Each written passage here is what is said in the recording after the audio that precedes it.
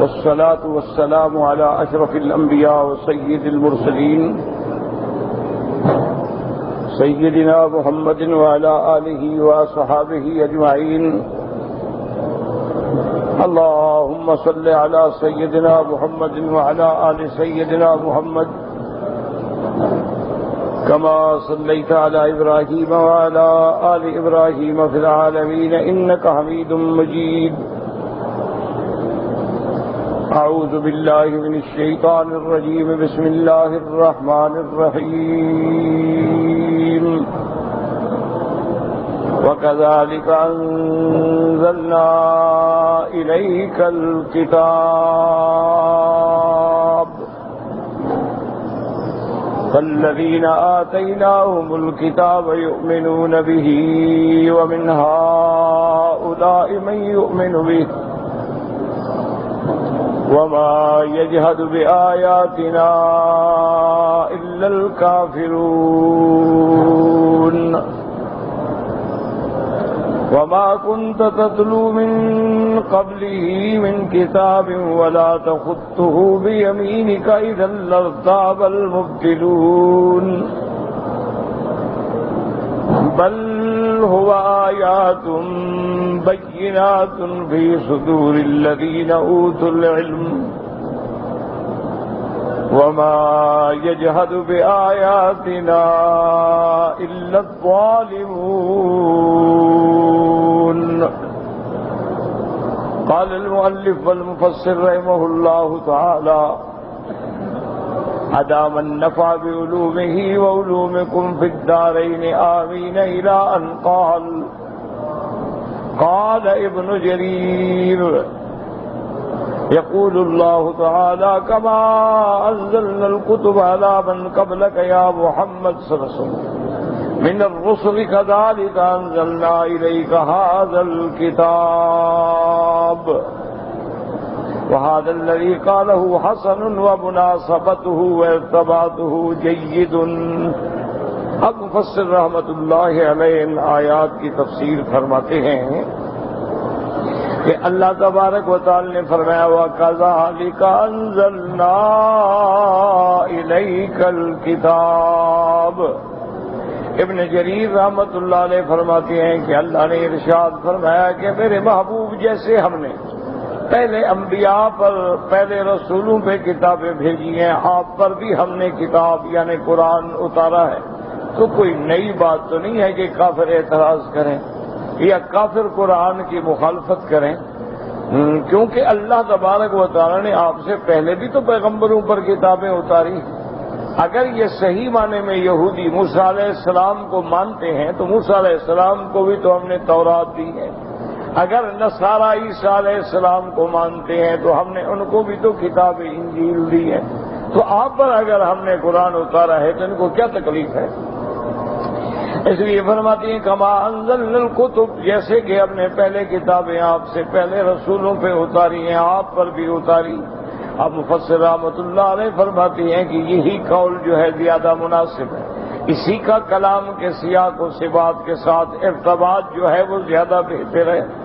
فالذین آتیناہم الکتاب یؤمنون بہ أي الذين أخذوه فتلوه حق تلاوته من أحبارهم العلماء الأزكياء كعبد الله بن سلام وسلمان الفارسي وأشباههما رضوان اللہ علیہم.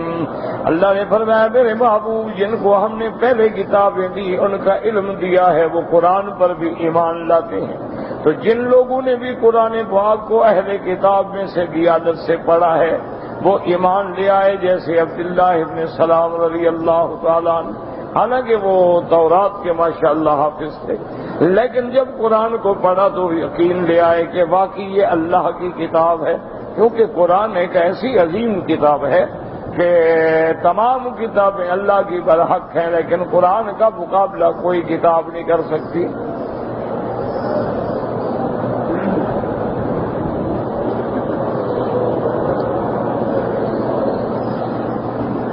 اور یہ واحد کتاب ہے جس کے بارے میں اللہ نے پوری تفصیل سے بیان فرمایا ہے کہ انا انزلناہ فی لیلۃ القدر، یعنی وہ رات بھی بیان کی، مہینہ بھی بتلایا، شہر رمضان الذی انزل فیہ القرآن، کہ رمضان کے مہینے میں قرآن اترا ہے، اور لے کے آنے والا جو فرشتہ ہے اس کا بھی بتلایا ہے، نزل بہ الروح الامین علی قلبک لتکون من المنذرین بلسان عربی مبین، اس فرشتہ کا بھی بتایا ہے، لغت بھی بتائی ہے کہ ہم نے قرآن کو لسان عربی میں اتارا ہے، انا جعلناہ قرآنا عربیا لعلکم تعقلون، اور یہ بھی بتایا ہم نے قرآن کو لوح محفوظ میں رکھا ہے، بل هو قرآن مجید فی لوح محفوظ۔ تو قرآن ایک ایسی کتاب ہے، کیونکہ اصل وجہ یہ تھی کہ ہر کتاب اپنے زمانے کے لیے تھی، ایک قوم کے لیے تھی، اور قرآن پورے عالم کے لیے ہے، اور قرآن قیامت تک کے لیے ہے، انس و جن کے لیے ہے، اس لیے جنات نے بھی سنا تو فوراً ایمان لے آئے کہ قالوا یا قومنا انا سمعنا کتابا انزل من بعد موسیٰ یہدی الی الحق والی طریق مستقیم۔ دوسری جگہ قرآن کہتا ہے انا اوحینا الیک کما اوحینا الی نوح والنبیین، میرے محبوب ہم نے آپ کی طرف جو اتارا اسی طرح ہم نے نوح علیہ السلام پر بھی اتارا، ہم نے تمام انبیاء پہ اتارا ہے، کوئی نئی بات تو نہیں ہے۔ اصل بات یہ ہے کہ جن کے دل میں بغض ہوتا ہے، عناد ہوتا ہے، اور وہ اللہ کے قرآن کو قلب سلیم سے نہیں پڑھتے تو ان کو قرآن کی سمجھ نہیں آتی۔ اگر آدمی قرآن کو پڑھے اور قرآن میں غور کرے اور قرآن میں تدبر کرے تو قرآن تو ہدایت دینے والی چیز ہے۔ اور اس کے بعد فرماتے ہیں وَمِنْ هَٰؤُلَاءِ مَن يُؤْمِنُ بِهِ، اور یعنی العرب من قریش وغیرہم، اور میرے محبوب ان عرب میں سے، قریش میں سے بھی ایسے لوگ ہیں جن کو اللہ نے ایمان نصیب فرما دیا، وہ بھی قرآن پہ ایمان لے آئے۔ وَمَا يَجْحَدُ بِآيَاتِنَا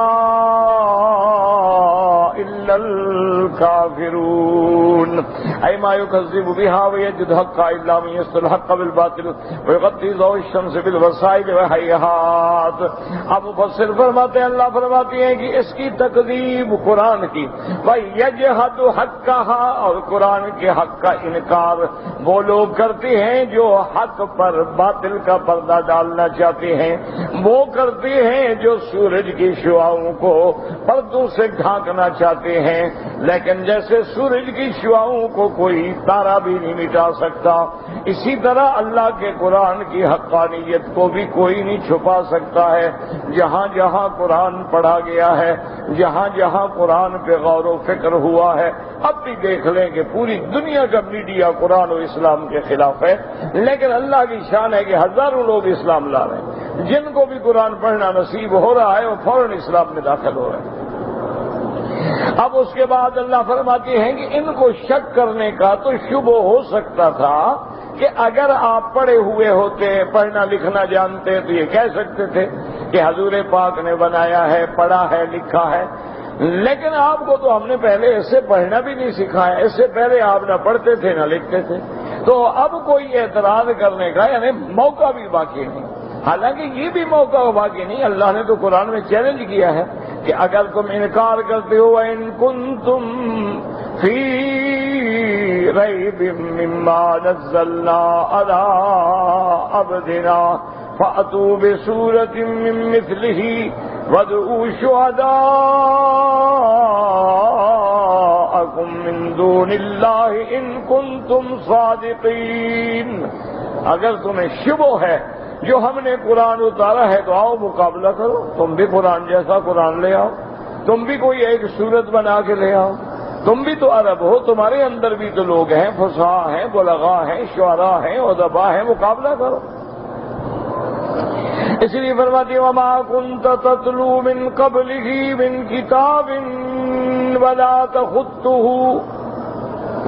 تخطه بيمينك اے قد لبثت فی قومک یا محمد صلی اللہ علیہ وسلم من قبل ان تأتی بهذا القرآن عمرا لا تقرأ كتابا ولا تحسن الكتابة بل كل أحد من قومك وغيرهم يعرف أنك رجل أمي لا تقرأ ولا تكتب وهكذا صفته في الكتب المتقدمة كما قال تعالى. اللہ پاک نے فرمایا کہ میرے محبوب آپ نے اس قوم کے اندر ایک زندگی گزاری. آپ مکے میں پیدا ہوئے، مکے میں پروان چڑھے، آپ کا شباب، آپ کا بچپن، آپ کی زندگی ان کے سامنے ہے. اور قرآن کے آنے سے پہلے یہ جانتے ہیں آپ نہ لکھتے تھے نہ پڑھتے تھے. ہر قوم آپ کا بندہ جانتا ہے کہ انک رجل امی، آپ جو ہے پڑھے ہوئے نہیں ہیں. لا تقرأ ولا تکتب وہکذا صفته فی الکتب المتقدمہ. اور اسی طرح پہلی کتابوں میں حضور کی شان بیان ہوئی ہے. الذین یتبعون الرسول النبی الامی الذی یجدونہ مکتوبا عندہم فی التوراۃ والانجیل یأمرہم بالمعروف وینہاہم عن المنکر.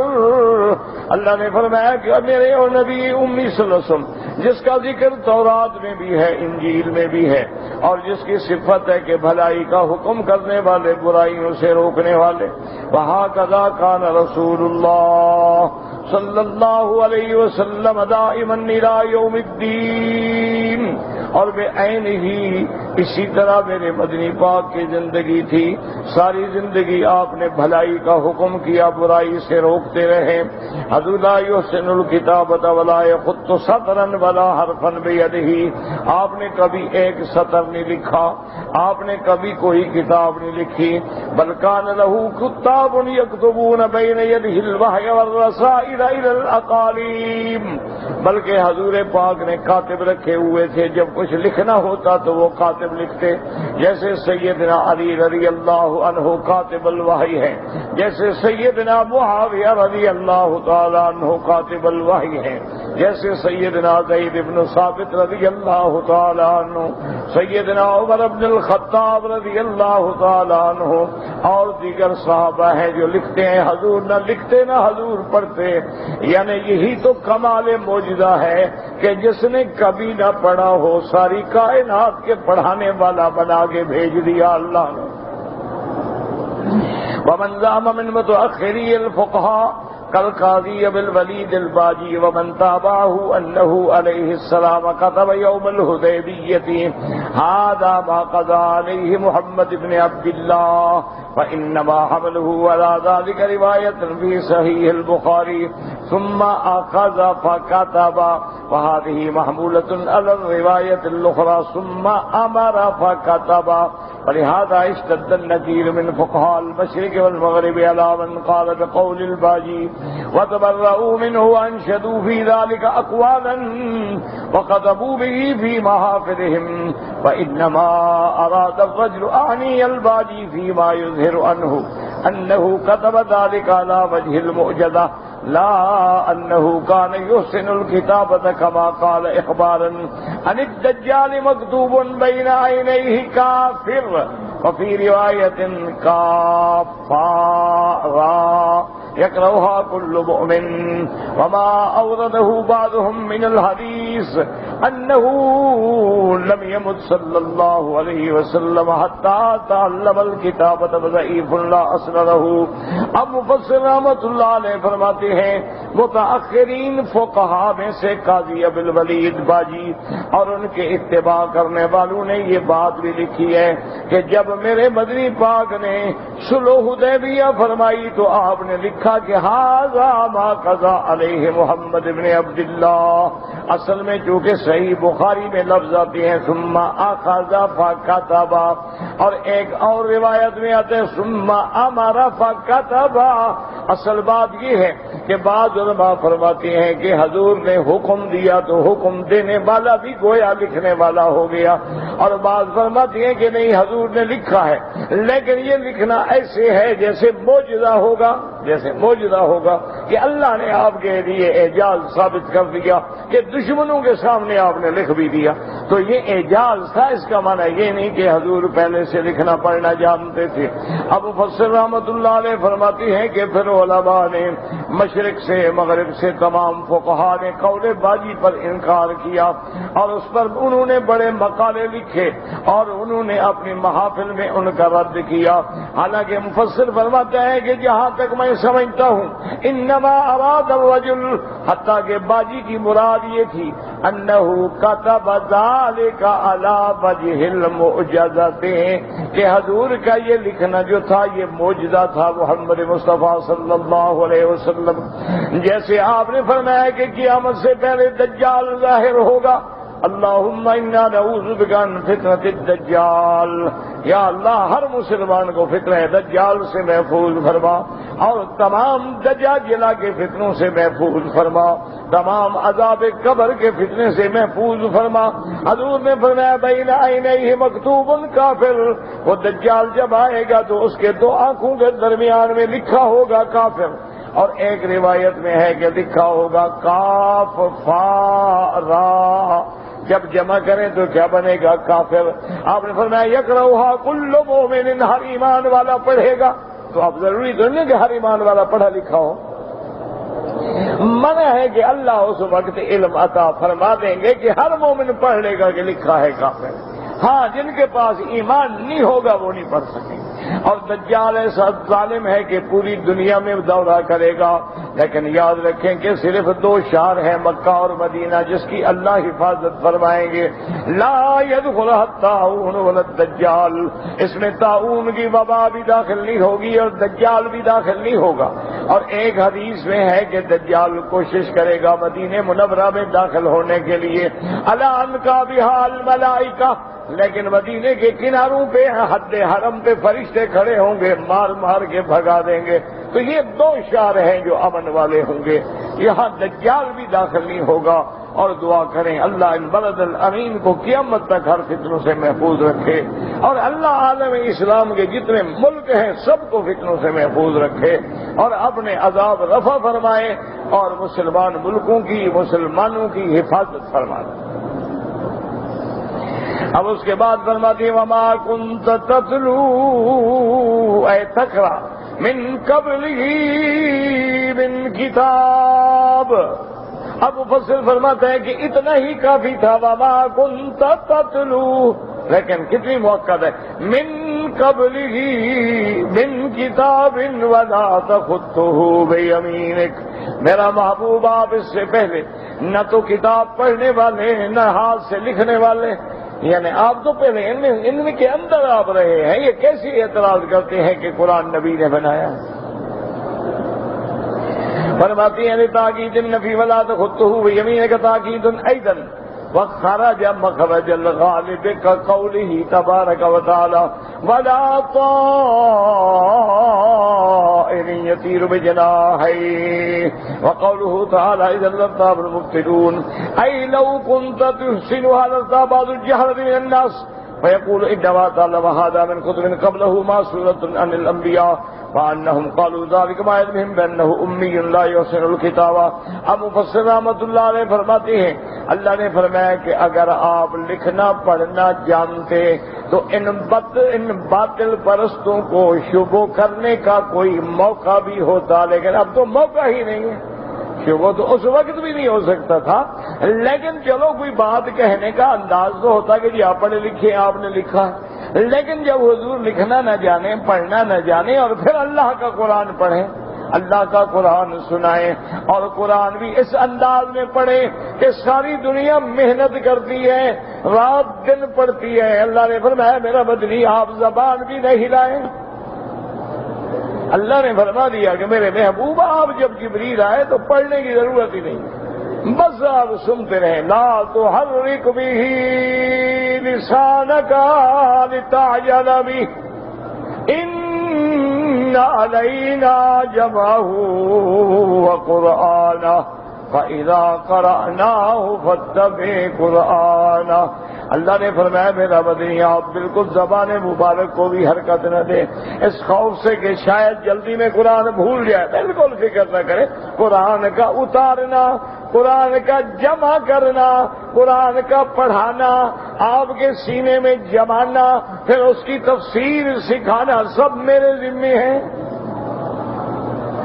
اسی لیے امام ابو حنیفہ رحمۃ اللہ علیہ اس آیت سے بھی استدلال کرتے ہیں کہ قرآن کی تو شان یہ ہے کہ جب پڑھا جائے تو چپ، زبان بھی نہ ہلے، سنو قرآن بس۔ قرآن کا مقام یہی ہے کہ جب پڑھا جائے فَإِذَا قُرِئَ الْقُرْآنُ فَاسْتَمِعُوا لَهُ وَأَنصِتُوا لَعَلَّكُمْ تُرْحَمُونَ، کہ جب قرآن پڑھا جائے سنو، چپ رہو بس۔ یہ نہیں کہ ایک قرآن پڑھا تو بھی شروع کر دو۔ تو عظمت قرآن کا اسی لیے جب جن گزرے تو کیا کہے، قرآن نے خود لکھا ہے نا، اپنے ذکر فرمایا وَإِذْ صَرَفْنَا إِلَيْكَ نَفَرًا مِّنَ الْجِنِّ يَسْتَمِعُونَ الْقُرْآنَ فَلَمَّا حَضَرُوهُ قَالُوا أَنصِتُوا۔ جب جنوں نے بھی قرآن سنا، اتنا عقل تو اللہ نے ان کو بھی دیا، انہوں نے کہا بھی چپ کرو، سنو سنو کیا پڑھ رہا ہے محمد مصطفیٰ صلی اللہ علیہ وسلم وعلی آلہ واصحابہ وسلم تسلیما کثیرا کثیرا۔ تو اصل میں بات یہ ہے کہ بس دعا یہ کریں اللہ عالم اسلام کو ضد سے، جھگڑے سے، پارٹی بازی سے، فرقہ واریت سے، بلا وجہ کے اختلافات سے اللہ نجات عطا فرمائے، اللہ حضور کی امت کو وحدت عطا فرمائے، اللہ حضور کی امت کو اجتماعیت عطا فرمائے، اللہ حضور کی امت کو اتحاد عطا فرمائے، اور یہ فروعی مسائل پہ لڑائیاں اور جھگڑے اور اختلافات، یعنی دشمن کو موقع ملتا ہے وہ ہنستا، وہ کہتے ہیں یہ کیسے مسلمان ہیں، 1400 سال گزر گئے، ان کا نماز پہ بھی جھگڑا ہے، جنازے پہ بھی جھگڑا ہے، اذان پہ بھی جھگڑا ہے، 1400 سال گزر گئے، ان کا حج اور عمرے کے مسائل پہ بھی جھگڑا ہے۔ یہ وجہ کیا ہے؟ یہ ہمارے لوگوں کی ضد۔ حالانکہ اللہ کا شکر ہے کوئی جھگڑا نہیں، محض جھگڑا وہ کرتے ہیں اور فرقہ واریت وہ پیدا کرتے ہیں جن کے اندر اللہ نے علم کا نور رکھا ہی نہیں۔ اگر انسان قریب سے دیکھے، اللہ کا شکر ہے الحمدللہ آج تک اسلام کے اصولوں میں کوئی جھگڑا نہیں۔ اللہ پہ ایمان پہ کیا جھگڑا؟ ہاں کوئی شرک کرے اس کی مرضی میں تو کافر ہو گیا نا۔ سرکار دو عالم کی رسالت پہ کیا جھگڑا ہے؟ ہاں کوئی منکر ختم نبوت بن کے کافر بنے اس کی مرضی۔ اسی طرح آپ دیکھیں کہ 5 نمازیں ہیں، آج تک کسی جماعت نے کہا کہ 6 نمازیں ہیں۔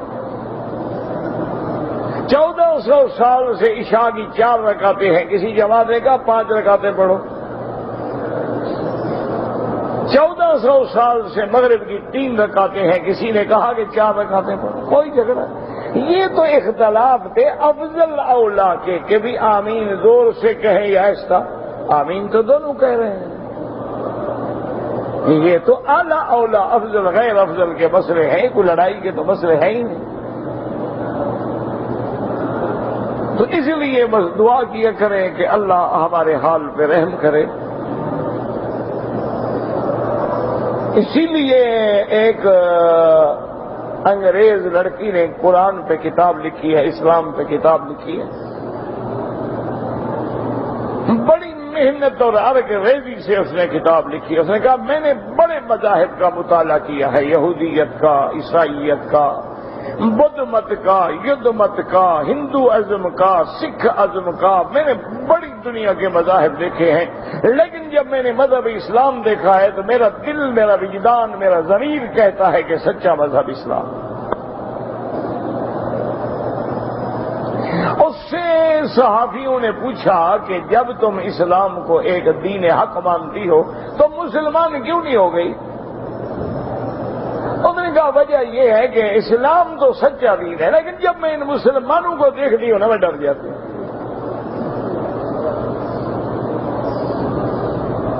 اسلام بالکل سچا ہے، اسلام دین حق ہے، قرآن اللہ کی کتاب ہے۔ لیکن جب میں مسلمانوں کو دیکھتی ہوں کہ ان کا مذہب کہتا ہے زنا حرام ہے، یہ رات دن زنا میں لگے ہوئے ہیں،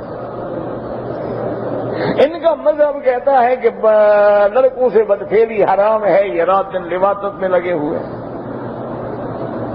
ان کا مذہب کہتا ہے کہ غیر محرم کا چہرہ دیکھنا حرام ہے، یہ 24 گھنٹے عورتوں کے پیچھے بھاگتے ہیں، ان کا اسلام کہتا ہے شراب حرام ہے، یہ انگریزوں سے بھی زیادہ پی جاتے ہیں، ان کا اسلام کہتا ہے کہ سود حرام ہے، کافر جو تھا وہ پیسے میں سود کھاتا تھا، مسلمان سینکڑوں میں کھاتا ہے،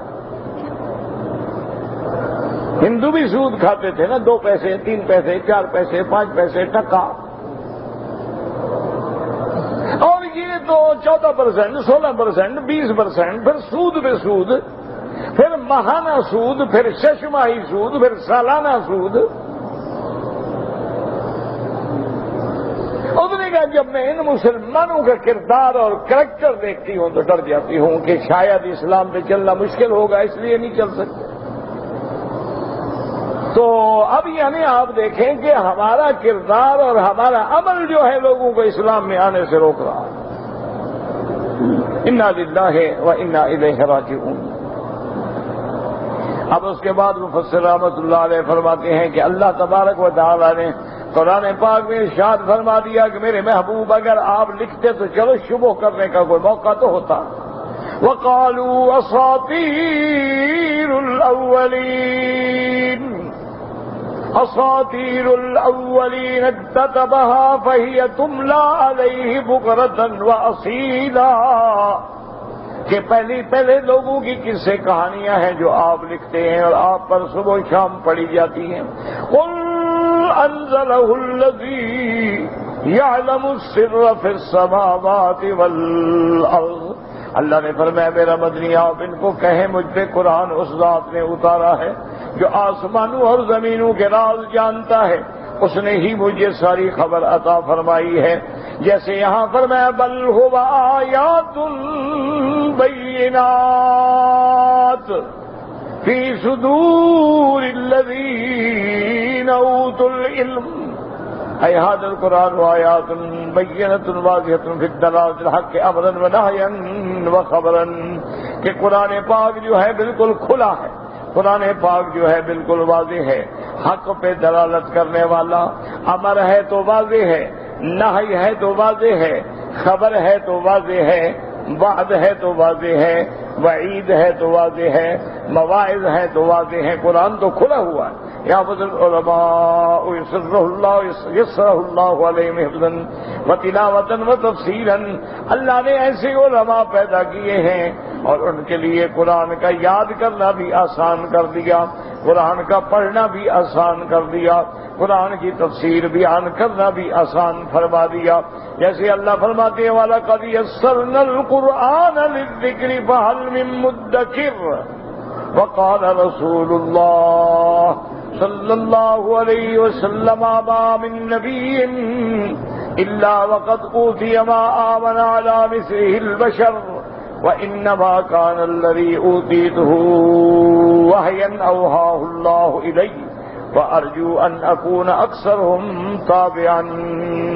اب اس حدیث سے مبارک میں آتا ہے، اس حدیث کو بھی امام بخاری اور امام مسلم رحمت اللہ علیہ نقل فرمایا ہے کہ اللہ نے کوئی نبی نہیں بھیجا مگر اللہ نے ان کو بھی عطا فرمایا جس پہ انسان ایمان لے آئے، لیکن اللہ نے مجھ پہ جو وحی بھیجی ہے، مجھ پہ جو قرآن بھیجا ہے وہ ایسی جامع کتاب ہے، ایسی کامل مکمل کتاب ہے، میں امید کرتا ہوں کہ قیامت میں سب سے زیادہ میری اتباع کرنے والے میری امت ہوگی، یعنی قرآن اتنا واضح ہے کہ قیامت میں سب سے زیادہ میرے ماننے والے ہوں۔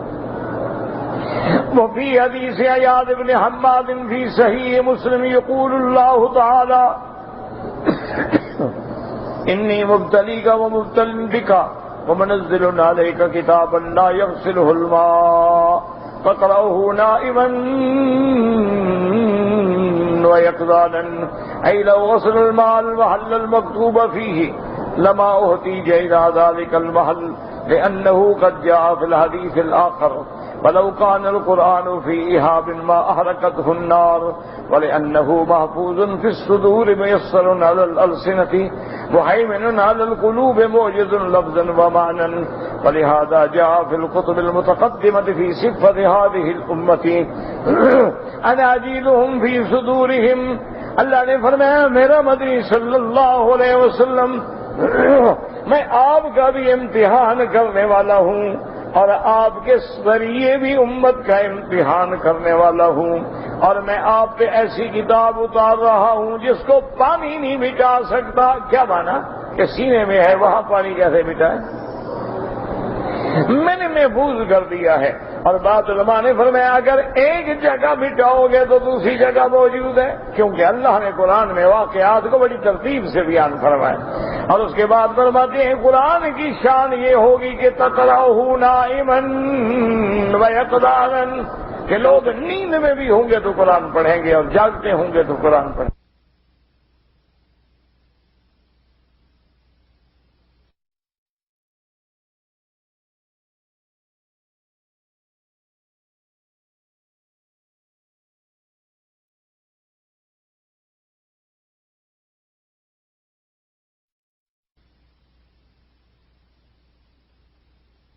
تلاوت ہوتی، سو رہے ہوتے ہیں تو زبان پہ قرآن آ جاتا ہے.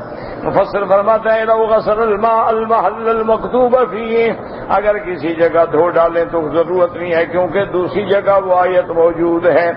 اور اگر قرآن پاک کو کسی جگہ لکھ دیا جائے تو آگ بھی نہیں جلائے گی. وَلِأَنَّهُ مَحْفُوظٌ، اصل بات یہ ہے کہ قرآن کو اللہ نے سینوں میں محفوظ کر دیا ہے. امت محمد مصطفیٰ کے اللہ نے سینوں کو قرآن کی حفاظت کا ذریعہ بنا دیا ہے اور زبانوں پہ یاد کرنا آسان کر دیا ہے. دلوں پہ قرآن کی سلطنت ہے. اس کا لفظ بھی معجزہ ہے، معنی بھی معجزہ ہے.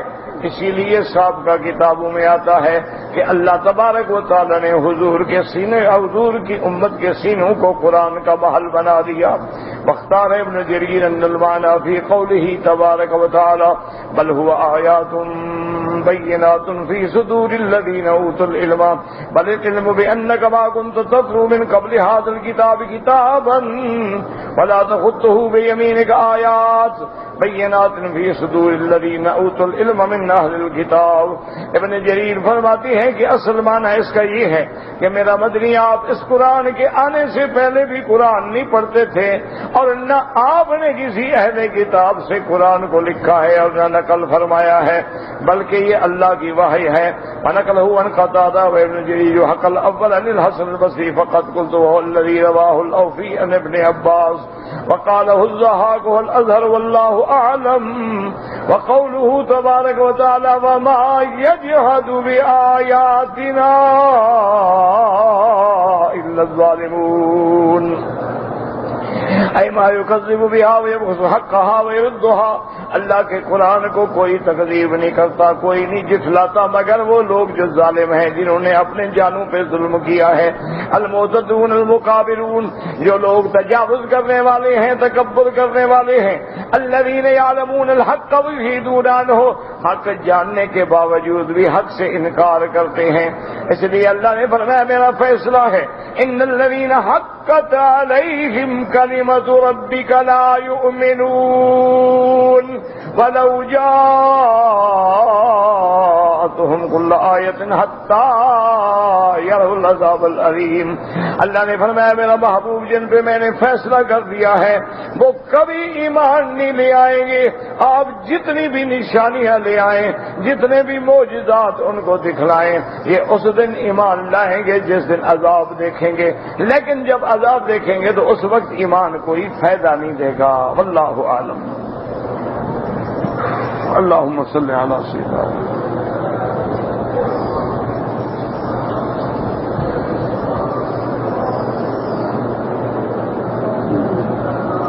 کہتے ہیں جی کہ یہ عقیدہ رکھنا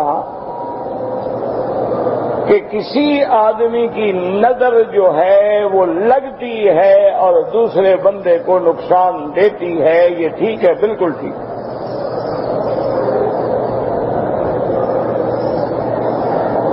اس کا ذکر اللہ کے قرآن میں بھی ہے اور فرمان رسول پاک میں بھی۔ اللہ کے قرآن میں جو قصہ ہے کہ حضرت یعقوب علیہ السلام نے اپنے بیٹوں کو فرمایا تھا کہ لا تدخلوا من باب واحد وادخلوا من ابواب متفرقہ۔ حضرت یعقوب علیہ السلام نے اپنے بیٹوں سے فرمایا کہ بیٹا، جب مصر کے شہر میں داخل ہوں تو ایک دروازے سے سارے بھائی اکٹھے نہ جانا، بلکہ کوئی ادھر سے کوئی ادھر سے کوئی ادھر سے۔ وہاں مفسرین نے لکھا ہے حضرت یعقوب کو ڈر تھا کہ خوبصورت بھائی ہیں اور 10-10 11 جوان ہیں، کہیں نظر نہ لگ جائے۔ اور اسی طرح میرے آقا کا فرمان ہے کہ اللعین حق، نظر بد جو ہے وہ حق ہے، لگتی ہے۔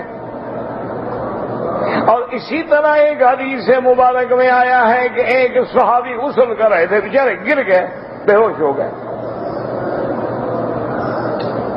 جب حضور کو خبر دی گئی، حضور صلی اللہ علیہ وسلم نے فرمایا پتہ کرو کیا بات ہے۔ انہوں نے کہا یا رسول اللہ بیچارہ غسل کر رہا تھا، فلانا بندہ جو گزرا، تو اسے کہا یار ایسی خوبصورت جان تو میں نے کسی کی دیکھی نہیں، اور یہ گر گیا۔ اور میں جلدی کرو اس کو بلاؤ۔ اس آدمی کو بلایا گیا اور حضور بڑے ناراض ہوئے۔ آپ نے فرمایا قتل تاخی کا، تم نے اپنے بھائی کو مار ڈالا ہے، اب جلدی کرو، کسی پانی کے اندر وضو کرو، استنجا کرو، غسل کرو، اور سارا پانی جب اس برتن میں اکٹھا ہو جائے تو اس بندے پہ ڈالو جس کو نظر لگی۔ تو اس صحابی نے جلدی جلدی غسل کیا، وہ پانی جمع ہوا، وہ پانی جو اس آدمی جس پہ نظر لگی تھی اس کو ڈالا تو فوراً کھڑا ہو گیا۔ تو حضور نے علاج بھی بتلا دیا کہ اگر نظر بد لگ جائے اور تمہیں پتہ ہو کہ اس بندے کی نظر ہے، اس کو پکڑو اسی وقت، جاؤ بھی فوراً غسل کرو برتن میں، اور وہ پانی ڈالو گے تو نظر ختم ہو جائے۔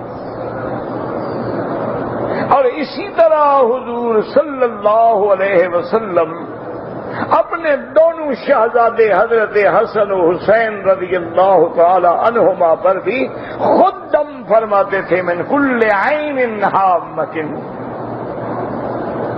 آپ دعا میں پڑھتے تھے کہ اللہ آپ لوگوں کو نظر بد سے بچائے۔ اسی لیے حکم ہے کہ بندہ جب کوئی، بعض لوگ ہوتے ہیں خدا کی قدرت ہے، تو علاج یہ ہے کہ عادت بنا لو کہ جب کسی پہ نظر پڑے فوراً کہو ماشاء اللہ ماشاء اللہ لا الہ الا اللہ ماشاء اللہ تبارک اللہ۔ دیکھا نہیں بلڈنگوں پہ لکھا ہوتا ہے، کیوں؟ تاکہ نظر پڑے تو فوراً یہ پڑھ لے، اگر ہمارا مقام تو بچے۔ تو نظر لگتی ہے، اور نظر میں اثر پیدا کرنے کی طاقت جو ہے میرے اللہ کو ہے کہ اس نے پیدا کی ہے۔ اسی طرح آپ دیکھیں کہ بعض ایسے دنیا میں زہریلے سانپ ہیں، وہ آپ کو ڈسے نہیں، صرف آپ کی آنکھ میں آنکھ ملا لے تو زہر آ جاتی ہے۔ بعض دنیا میں ایسے سانپ بھی ہیں کہ اگر وہ گزر گیا ہے اور تم اس لکیر پہ قدم رکھو تو زہر آ جاتی ہے۔ ابھی آپ نہیں دیکھ رہے ہیں کہ مچھلیوں میں زہر آ گئی، جانوروں میں زہر آ گئی۔ تو یہ چیزیں حق ہیں جو قرآن و حدیث سے ثابت ہیں۔ اور اسی طرح بعض علماء نے اس کا علاج یہ بھی بتلایا ہے کہ سورۃ نون والقلم کی جو آخری آیت ہے وَإِن يَكَادُ الَّذِينَ كَفَرُوا لَيُزْلِقُونَكَ بِأَبْصَارِهِمْ لَمَّا سَمِعُوا الذِّكْرَ وَيَقُولُونَ إِنَّهُ لَمَجْنُونٌ وَمَا هُوَ إِلَّا ذِكْرٌ لِّلْعَالَمِينَ۔ یہ آیت بھی پڑھ کے اگر دم کریں تو نظر کا اثر جو ہے وہ ختم ہو جاتا ہے۔ اور اسی طرح صحیح حدیثوں میں ہے کہ کافروں نے جمع ہو کر ایک بندہ تھا اس کی نظر بڑی لگتی تھی، اس کو منت کر کے لے آئے کہ تم محمد مصطفیٰ پہ نظر لگاؤ، لیکن اس نے بڑی کوشش کی، اللہ نے اپنے نبی کی حفاظت فرمائی اور حضور نظر سے محفوظ رہے۔ تو معنی یہ ہے کہ نظر لگتی ہے۔ اچھا، بعض علاقوں میں، ہمارے اپنے علاقوں میں ایک بستی ہے، اس کے ہر بندے کی نظر لگتی ہے، پوری بستی والے اللہ کا ایک عذاب بنے ہوئے ہیں۔ کوئی بندہ ڈر کے مارے بچوں کو نہیں گزارتا، جانوروں کو نہیں گزارتا کہ دیکھیں گے تو نظر لگے گی، کیا بس۔ اسی طرح عرب کے محاورہ میں ایک محاورہ ہے کہ نظر ایسی چیز ہے کہ یدخل الانسان فی القبر والجمل فی القدر، کہ نظر تو ایسی بلا ہے کہ بندے کو قبر میں پہنچا دیتی ہے اور اونٹ کو دیگچی میں پہنچا دیتی ہے۔ نظر تو ہے، بالکل نظر حق ہے، اور نظر بد لگتی ہے۔ اچھا، جب نظریں بد لگتی ہے تو اچھی نظر بھی ہوتی ہے، اس کا بالعکس بھی تو ہوگا۔ اسی لیے آپ نے دیکھا ہے کہ اللہ کے نبی کے سامنے کچھ لوگ آئے، چہرہ دیکھا کلمہ پڑھ لیے۔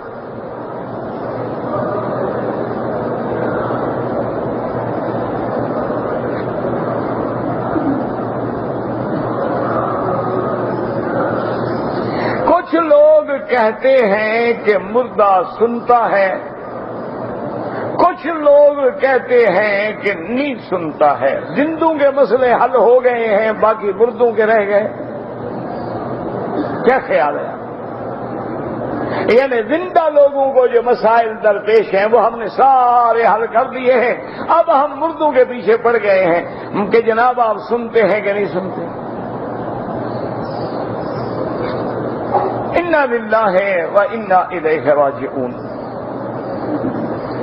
اصولی بات یاد رکھو کہ ہمیں اس بحث میں پڑھنے کی کوئی ضرورت نہیں۔ نہ قیامت میں ہم سے پوچھا جائے گا کہ جناب بتاؤ مردے سنتے ہیں کہ نہیں،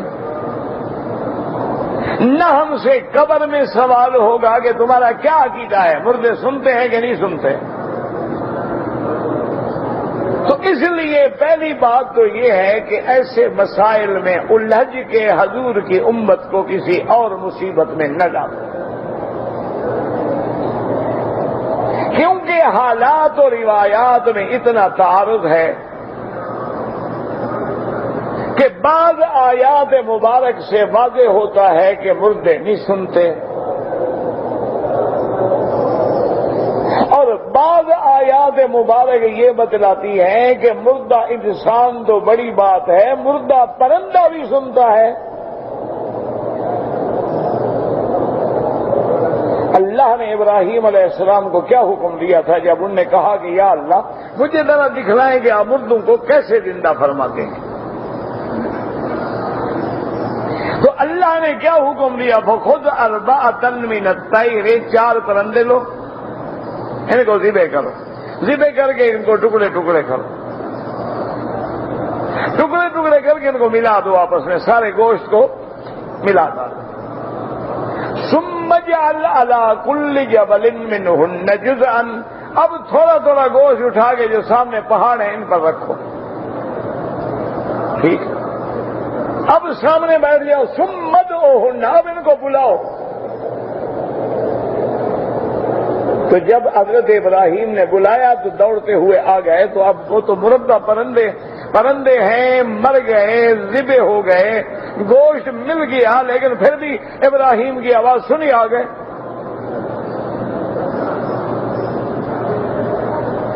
اسی طرح جو لوگ ابھی پیدا بھی نہیں ہوئے، اسلاب آبا میں ہیں یا بطون امہات میں ہیں، جب ابراہیم نے آواز دی تو لبیک لبیک کہتے ہوئے سب نے جواب دیا۔ کیسے سن لیا؟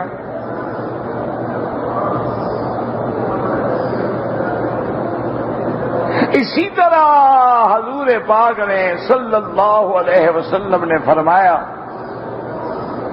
کہ مردہ جو ہے یسمع خفق نعالہم، ان کے پاؤں چلنے کے، جوتے کی آواز بھی سنتا ہے۔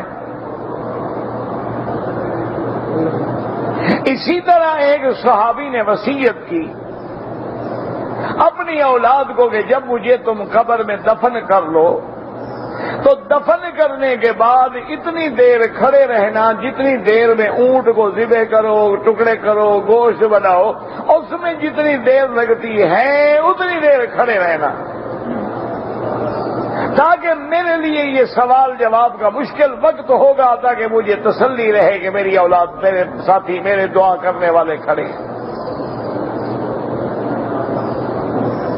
رحمت دو عالم نے ابو جہل مرا ہوا ہے، بدبو پھیل چکی ہے، کنویں میں پڑا ہے اور حضور کھڑے ہیں۔ حضرت عمر بول پڑے کہ یا رسول اللہ، یہ مردے بدکار کافر مر گئے، ذلیل ہو گئے، ان کو آپ سنا رہے ہیں، یہ کیا سنیں گے؟ آپ نے فرمایا اسمع منکم، تم سے بھی زیادہ سن رہے ہیں۔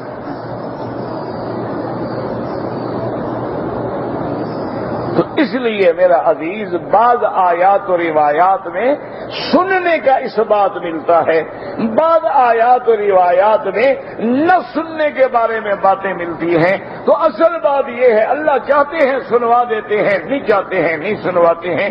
بلا وجہ الجھ کے امت کو، خدا کے رسول کی امت کو نہ لڑائیں اور نہ ایسے مسائل میں الجھائیں۔ اللہ تبارک و تعالیٰ چاہتے ہیں تو پرندوں کو سنا دیتے ہیں، مردوں کو سنا دیتے ہیں۔ اللہ تبارک و تعالیٰ چاہتے ہیں تو مردہ ہے لیکن بالکل صحیح سالم ہے۔ حضرت عزیر پہ 100 سال موت آ گئی لیکن کوئی تبدیلی نہیں آئی۔ حضرت سلیمان علیہ السلام عاصے پہ کھڑے ہیں اور صدیاں گزر گئیں، کوئی تبدیلی نہیں آئی۔ اور بعض آدمی کو ہم دفن کرتے ہیں، 10 دن کے بعد اس کی قبر میں جاؤ تو ہڈیاں ہی نہیں ملتی۔ بعض لوگوں کی قبریں کھلی ہیں تو بے عین ہی اسی طرح لاش موجود ہے اور خوشبوئیں پھیل رہی ہیں۔ یہ اللہ کا نظام ہے، یہ مسئلہ عالم برزخ کا ہے، یہ مسئلہ عالم مغیبات کا ہے۔ اس میں ٹکریں مارنے سے نتیجہ یہ نکلے گا، یا قرآن کا انکار کر بیٹھو گے یا حدیث کا انکار کر بیٹھو گے۔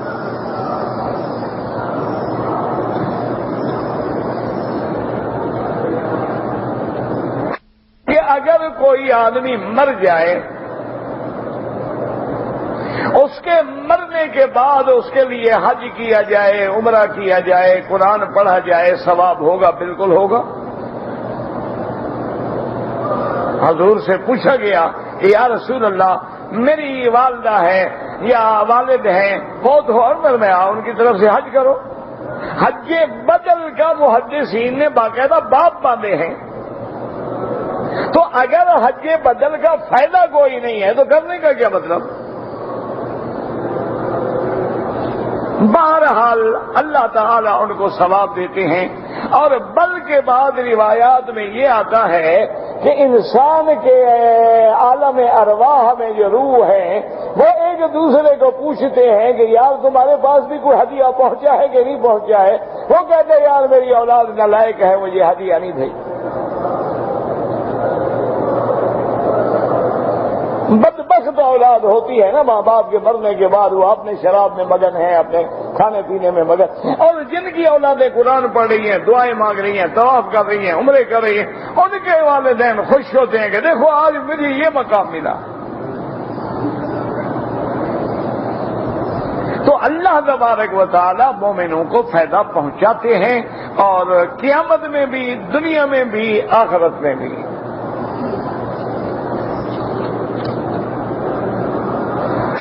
ہیں تم نہ مانگا کرو، لڑنے کی کیا ضرورت ہے؟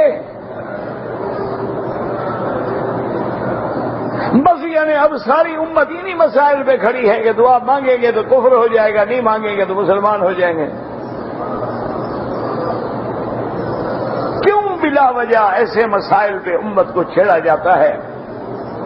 یاد رکھو، دعا کرنے کا حکم اللہ نے قرآن میں دیا ہے کہ مجھ سے مانگو۔ حدیث مبارک ہے کہ عبادت کا مغز جو ہے وہ دعا ہے، اور ایک حدیث میں ہے کہ اللہ کا ہاتھ جو ہے وہ جماعت میں ہوتا ہے۔ تو اس لیے بعض علماء جمع ہو کے دعا کر دیتے ہیں کہ کسی کی وجہ سے اللہ ہمارا کام بھی بنا دے، ورنہ احادیث میں یہ ہے کہ حضور پاک ہر نماز کے بعد دعا مانگتے تھے لیکن ہاتھ نہیں اٹھاتے، دعا مانگتے تھے لیکن سارے مل کے نہیں مانگتے،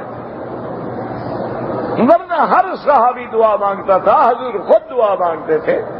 کبھی کبھی حضور نے ہاتھ بھی اٹھائے تو اس لیے کبھی اٹھا لیا، کبھی نہ اٹھایا، کبھی مانگ لی، کبھی اٹھ کے چلے گئے، نہ مانگی کوئی بات نہیں۔ یہ کون سا کفر و اسلام کا مسئلہ ہے کہ اسی پہ لڑو؟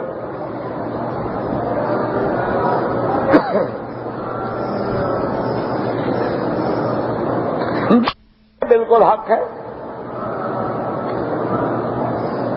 اللہ کے قرآن میں جب موجود ہے کہ جادوگروں نے حضرت موسیٰ علیہ السلام کا مقابلہ کیا، جب صحیح حدیثوں میں موجود ہے کہ لبید بن العاصم یہودی بدبخت نے میرے مدنی سرکار پہ جادو کیا، تو جادو تو ہے لیکن یہ علم شیطانی ہے۔ حضور نے فرمایا جو بندہ جادو سیکھتا ہے یا جادو کرتا ہے یا جادو پہ عقیدہ رکھتا ہے وہ کافر ہے، ورنہ جادو تو ہے۔ اب ناچ گانا جو ہے یہ علم نہیں، یہ بھی تو علم ہے نا، لوگ سیکھتے نہیں۔ اسی طرح جادو بھی علم ہے، اسی طرح نجوم بھی علم ہے، اسی طرح جفر بھی علم ہے، اسی طرح رمل بھی علم ہے، اسی طرح اعداد بھی علم ہے، اسی طرح ہپناٹزم بھی علم ہے، اسی طرح کیمیا بھی علم ہے، سیمیا بھی علم ہے، لیمیا بھی علم ہے، ریمیا بھی علم ہے، یہ سارے علم ہیں، لیکن جو علم قرآن و حدیث کے خلاف ہے وہ حرام۔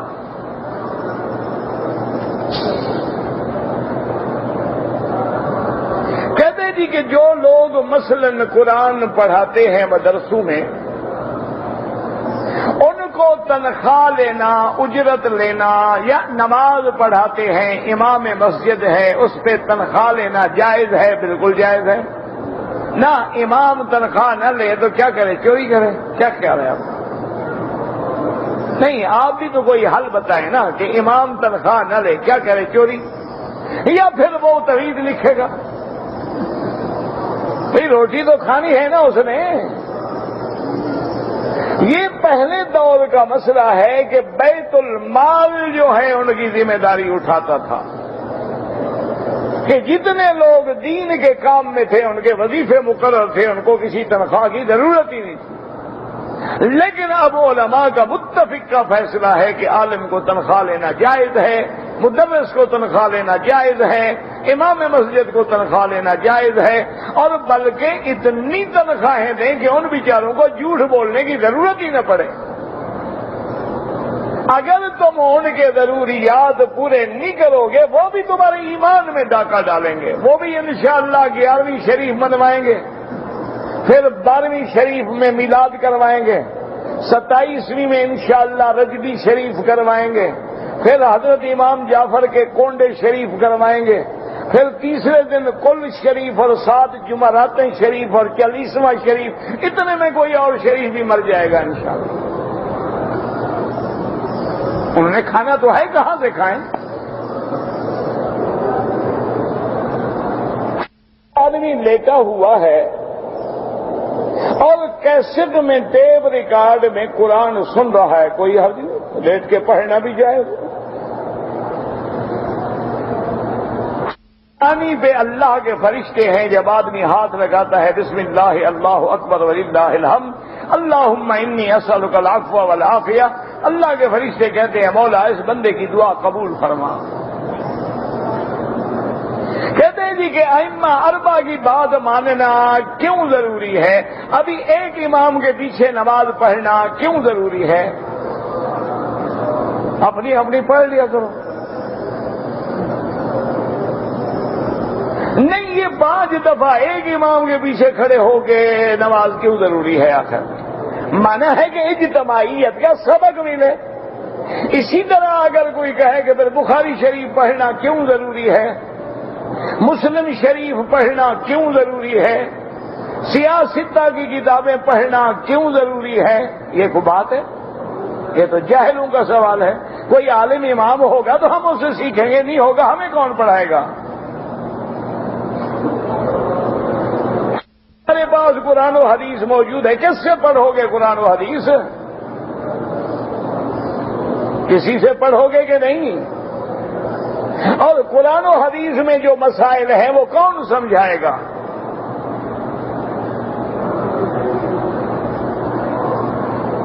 اچھا، اب آپ ایسا کریں کہ مجھے ایک چھوٹا سا مسئلہ بتائیں کہ گائے حلال ہے یا حرام ہے؟ ہاں جی، گائے کیا ہے؟ بھینس۔ کس حدیث قرآن میں بھینس کا نام لکھا ہوا ہے؟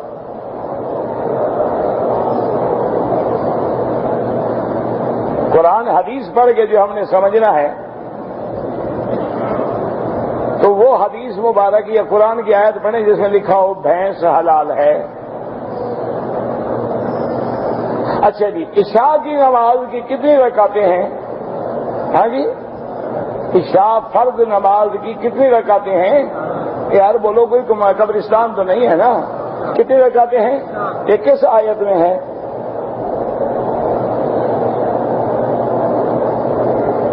اگر نماز میں غلطی ہو جائے تو سجدہ سہو ہے۔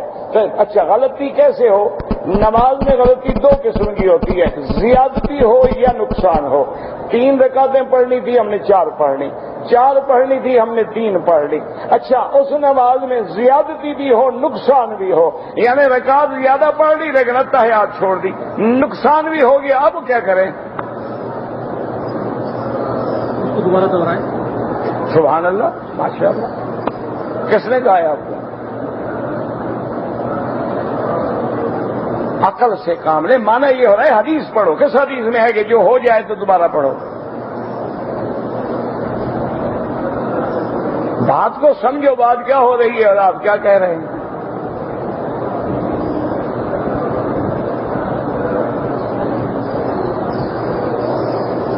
مسئلہ یہ ہے کہ ہر بات کو سمجھنے کے لیے میرے عزیز، اب دیکھیں قرآن موجود ہے، صحابہ عربی ہیں، قرآن عربی ہے، اس لیے ہمیشہ یاد رکھیں یہ معمولی بات نہیں ہوتی۔ اب اگر ہم نے قرآن سمجھنا ہے، اسی لیے جب آپ کہیں گے صرف قرآن حدیث امام کی بات ہی نہ کرو، اسی طرح ایک جماعت پیدا ہو گئی، وہ کہتے ہیں حدیث کی بات ہی نہ کرو، اللہ نے قرآن اتارا ہے، حدیث اتاری ہی نہیں۔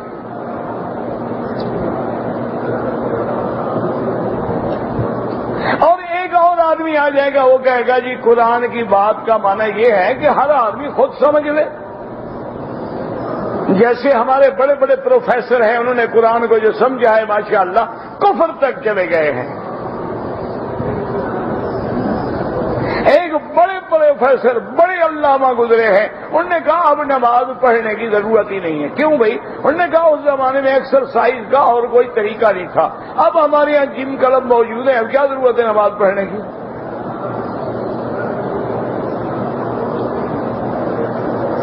اور نماز کا لفظ ہے صلاۃ، صلاۃ کا معنی دعا بھی ہے، صلاۃ کا معنی نماز بھی ہے، صلاۃ کا معنی تحریک الصلوین بھی ہے، صلاۃ کا معنی رحمت بھی ہے۔ اگر آدمی کہے کہ ہاں جہاں قرآن میں لفظ صلاۃ ہے معنی دعا کر لیا کرو کافی ہے،